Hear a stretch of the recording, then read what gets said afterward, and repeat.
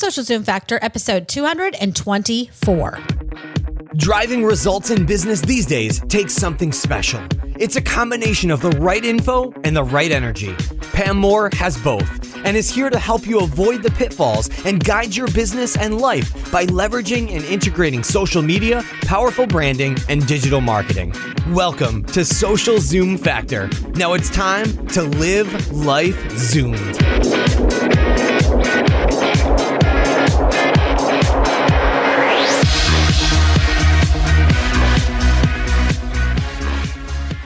Are you ready to take your new idea to fruition? One of the first things you need to do is get your business online. Our partner HostGator can take you from zero to turbo fast. Download their Get Online the Easy Way ebook and receive a coupon code for 30% off any new hosting package. Simply visit socialzoomfactor.com/HostGatorEasy or simply text HostGator to 33444. The Marketing Nuts Agency helps companies transform their social and digital business from the inside out. Visit their website at www.themarketingnutswithaz.com for a client list, case studies, and some amazing free resources to get you started down the path of success. Hey there, Zoomers, and welcome to Social Zoom Factor. This is your host, Pam Moore. All right, today we are talking about one of my favorite platforms, which is Twitter. And we are going to talk about how you can humanize your tweets. So this is going to be a pretty straightforward, easy to understand podcast that I'm hoping will help the most advanced Twitter users all the way to those who maybe are brand new to Twitter and are thinking, what the heck am I going to tweet about? So I am going to talk today about 10 strategies and tips that you can utilize starting immediately, as in today, as in now, as in as soon as you're done listening to this podcast, or maybe even while you're listening to this podcast. Things that you could do that are going to make your tweets more human. Because the thing you need to understand when you are utilizing platforms like social media, just because you can do a certain thing doesn't mean that you should. Okay. Just because you could automate your Twitter feed so that you tweet automatically, auto tweets scheduled out for the next 7 days, 24 hours a day, automated tweets that you planned 30 days ago and you never engaged as a human doesn't mean that you should. Just because you can send automated direct messages to every person who follows you, telling them that they should come check out your blog and your LinkedIn profile and your Facebook profile doesn't mean that you should. You need to be careful of automation. You need to be careful of utilizing the social networks to just brag about you.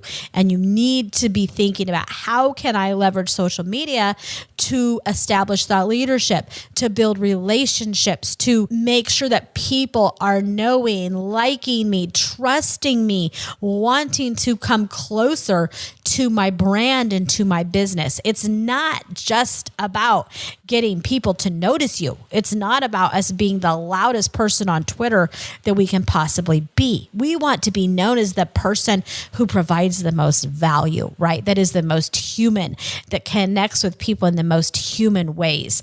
And I've done a ton of education in the past about brand humanization. So if you are new to brand humanization, I encourage you to check out some of my past episodes. Episode 220 I recently did was how to humanize your brand with data and social insights. And I have some episodes of, brand humanization in a nutshell. I encourage you to check those out, and I will make sure that I put links to all of those episodes on the show notes page for this podcast, which is socialzoomfactor.com/224 because this is episode 224. But let's go ahead and dig in and let's talk about specific tactical ways that you can make your tweets more human. And the benefits of this are that you are going to connect as a human being with the people who read your tweets. You're going to inspire them to want to connect with you, to be in your community, to trust you, to maybe even buy from you, or to be an evangelist of you and your brand. When you invest in other humans, you bring them closer to you, right? So we can never go wrong by investing in the humans who are within our communities. We can never go wrong by investing in other people. So tip number 1 is that we need to listen more than we talk. And when I first started out on the social media waves, and Twitter was one of my first platforms, Facebook, I was on, I think, right when Facebook launched, and I was working at Sun Microsystems at the time. And I remember we used Facebook. We were required to use it because we were doing a project and we were all of the marketers were headed off to an international event, and they required us to use Facebook. And then the second network that I hopped on was Twitter. And before that, way before Facebook was even LinkedIn, but Twitter was, I got on Twitter in 2009. And I'll tell you, when I first got on Twitter, I did nothing but listen. And I remember when we first started our business, I spent almost 6 months just listening and understanding the social ecosystem. Now, if you are new to Twitter, you're probably thinking, I didn't know that there was a listen button on Twitter. So I'm not talking literally plugging in your headphones and listening on Twitter, though now there is video and audio that can be published on Twitter. So you could physically listen to something. But back in the day when we first started on Twitter, you couldn't listen to anything. It was just read.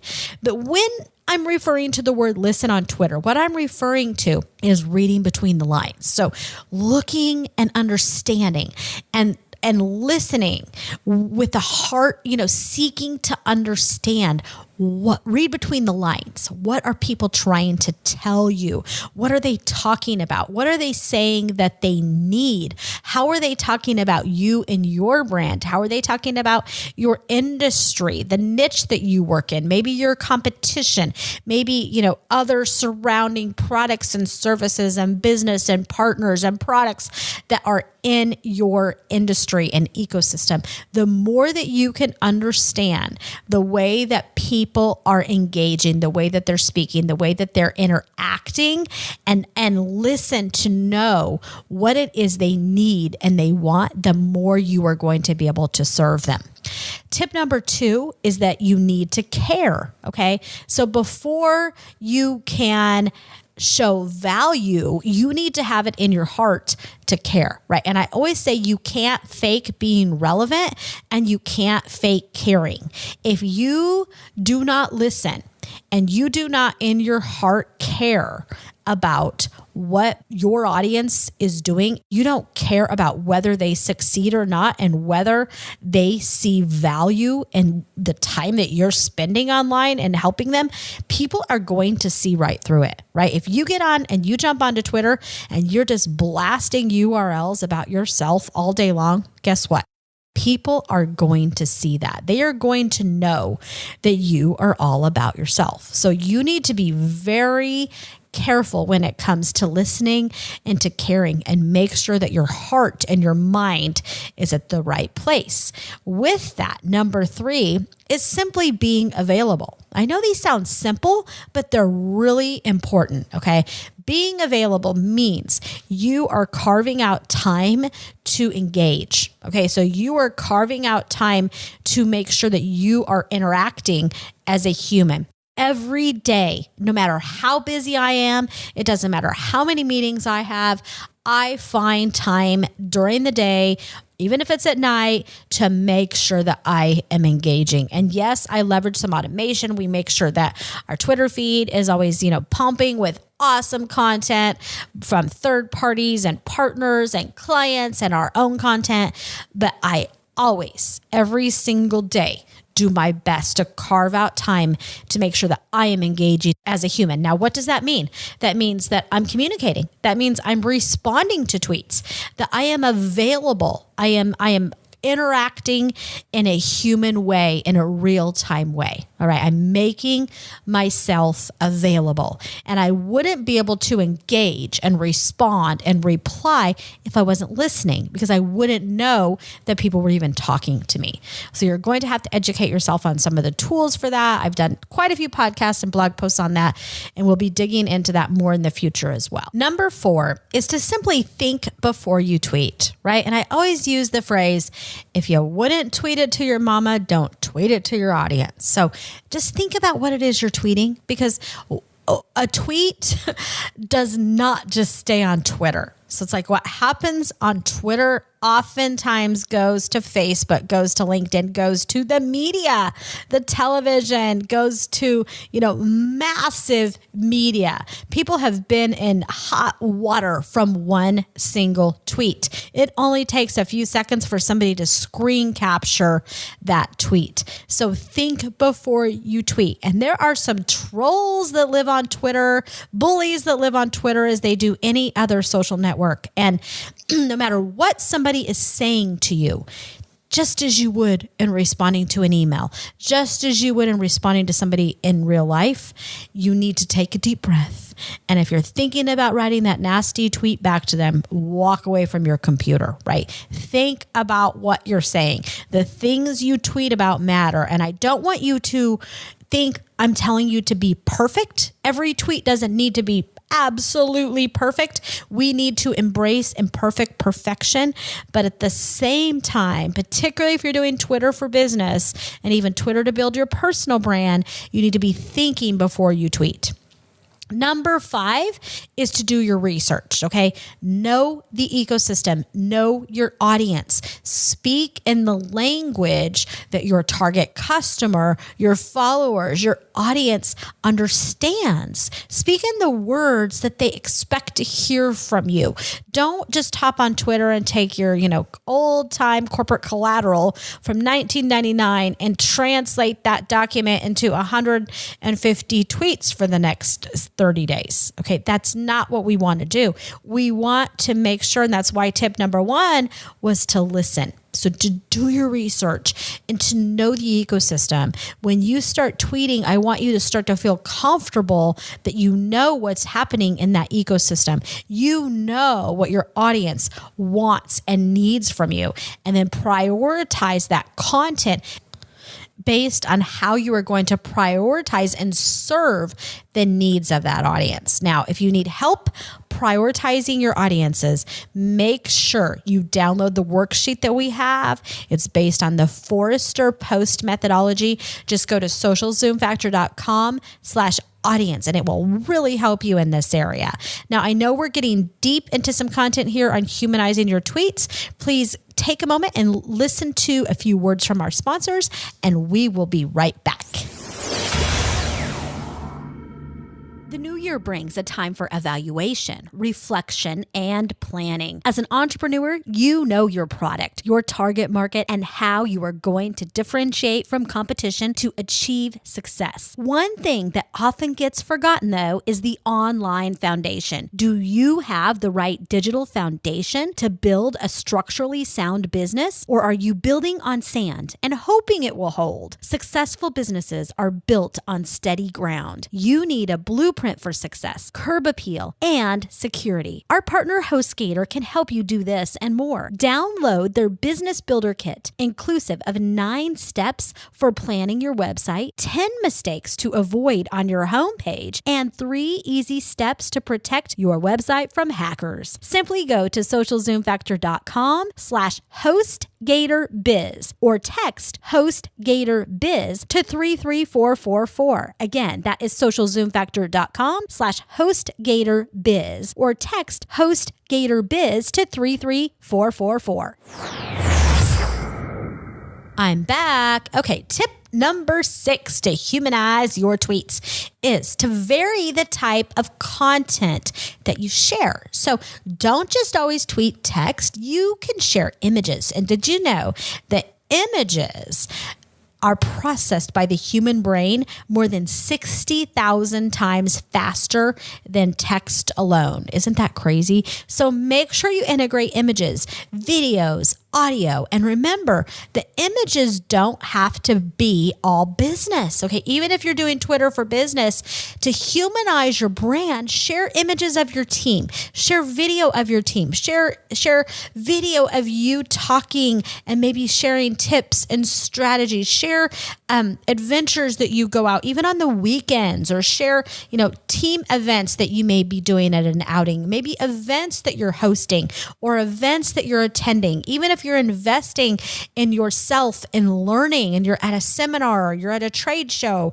or wherever that may be, share that adventure with your fans. They love to see it. They love you to take them places where they are not. And sometimes things that may seem so simple to you can actually really provide value to those who you're taking on their journey. And particularly when people don't live in your state or they don't live in your city or they haven't heard that speaker before, you'd be amazed how much they like to see that content. So, try to shake it up a little bit in sharing content. Did you know that quotes are the number one shared content on Twitter? So share quotes from your favorite authors. Share quotes that inspire you, that speak to who you are, what you're thinking, what your brand is, how you like to help people. It really, truly will help humanize your brand. And when I first stepped into the world of Twitter, I did a lot of listening. I did a lot of curation of third-party content, which we're going to talk about here in a minute. And a lot of the tweets I shared at the beginning were either data-backed, so they were a lot of stats. They were very educational, or they were very human, right? So they were human. I was sharing who I was sharing quotes and different forms of content to engage different members of my audience in different ways, right? And I can remember there's a serial entrepreneur that we started working with right when we started up our first agency.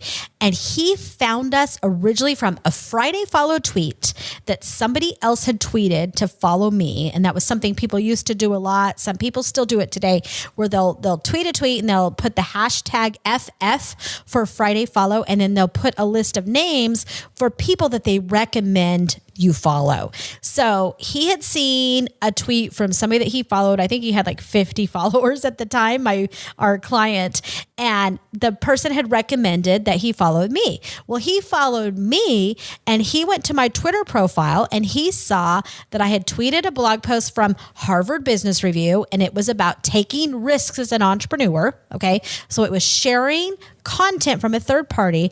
And then I had some quotes that he really liked, and they were about taking risk and about entrepreneurship. He followed me for 6 months and followed our agency for 6 months before he contacted us. Okay. So you never know who's watching you, and you never know how maybe a quote is activating them to contact you, or how a post from a third party is showing that you are educating yourself as well. So later he became our client. We've now helped him with multiple businesses that he owns and runs, including an airline and all home construction company and pizza companies and franchising organizations. So all different sorts of organizations that he manages that we've helped him with. And it all started with just a few tweets. Okay. So vary that content and connect with people in multiple ways, right? You can connect with one human being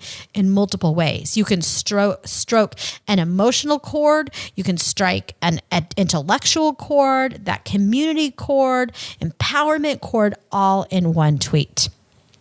Number 7 is to speak with, not at, your audience, and have a goal to engage. So when you are tweeting, if you are wanting to humanize your brand and humanize your tweets, you want to remember you are speaking with your audience, not necessarily at them. A huge difference. So have a goal that you want to engage your audience. You want to activate them. You want to inspire them to take action. I always say inspire connect, achieve. And when we inspire our audiences to connect with us with a goal of helping them achieve their goals, we then achieve ours by default. Okay. So when you inspire your audience to download your white paper, if you know that white paper is going to help them achieve their goals, then you are helping them. You're empowering them. If you're just trying to send them to a sales page so they buy from you, you're trying to activate them, but that may not necessarily empower them, inspire them. So you want to make sure you're speaking with them, not at them, and that you're not always just having a goal to sell something. Okay. Number 8 goes right along with this, giving more than you get. So you need to look at your tweets, and I encourage you to do a little mini audit. If you are already on Twitter, would you want to read your Twitter profile? Go look at your last 100 tweets that you've sent, okay? Would you, and think of in the head as your target audience, your target customer. Would you, as your target customer, see value from your tweets, or do you look like you're all about yourself? So are your tweets giving more than you're getting? Are your tweets helping your audience be inspired, feel connected to you, and want to engage with you? If they're not, you really need to be thinking about what you're sharing. Number 9 is to share third-party content. So don't be afraid to share content from a third party, including your competition. Make sure you're sharing content from industry leaders, from top publications. This is going to humanize you and show that you are taking time to do research and you're not just sharing content that's all about yourself, because it's all about the OPC.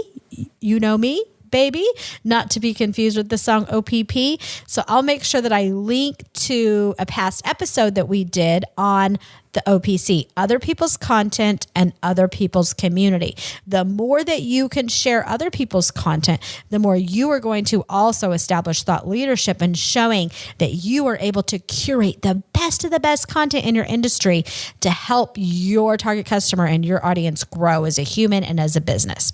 Last but not least, number 10, this is so important in brand humanization, is making sure that you have a human profile, that your picture is of you, that you have not just a logo. So at some point, there may come a time that you need to have your personal brand embedded into the DNA of your company. Now, if you are a solopreneur, you may have one Twitter profile that is a logo and is your business, and you may have one that's your personal profile, or you may have one that is everything together. Now, I encourage you, regardless if you're in a large organization or a solopreneur, that you really think about setting up a Twitter profile that is for yourself as a human being, okay? Because regardless of what companies you own, what companies you manage, you partner with, you work within, you are you. There's only one you. So you need to also build that brand of you. And we are rolling out a class very soon on personal branding. And this will be part of our Social Profit Factor training platform. And I encourage you to go register at socialprofitfactor.com so you can be an early founding member there. We're going to have some incredible deals for people who sign up early, but make sure you are humanizing that profile picture. I want to see your bright smiling face. Use colors that represent you and your brand and what you stand for, how you want people to feel when they come in contact with your brand, as well as the header image that you can put up on Twitter, the colors that you're using for the links and everything else. So there you have it. 10 tips to humanize your tweets in a nutshell. I could talk about this topic forever and ever, but I'm not going to. This podcast has to end at some point. So thank you so much for hanging out with us today. I hope that this podcast has given you some immediate value, some things you can implement immediately into your business and into the way that you're tweeting so that you can better humanize and connect with other human beings that you are wanting to do business with. So please make sure you check out the show notes for links to tons of other episodes and resources that will help you in this area. Just go to socialzoomfactor.com/224. That's a wrap. If you're ready to zoom your business and zoom your life, then don't let the end of this episode be the end of your journey. Visit socialzoomfactor.com/Zoom for incredible free resources and guides. And be sure to join the Social Zoom Factor mailing list so you never miss an episode. We'll see you next time on Social Zoom Factor.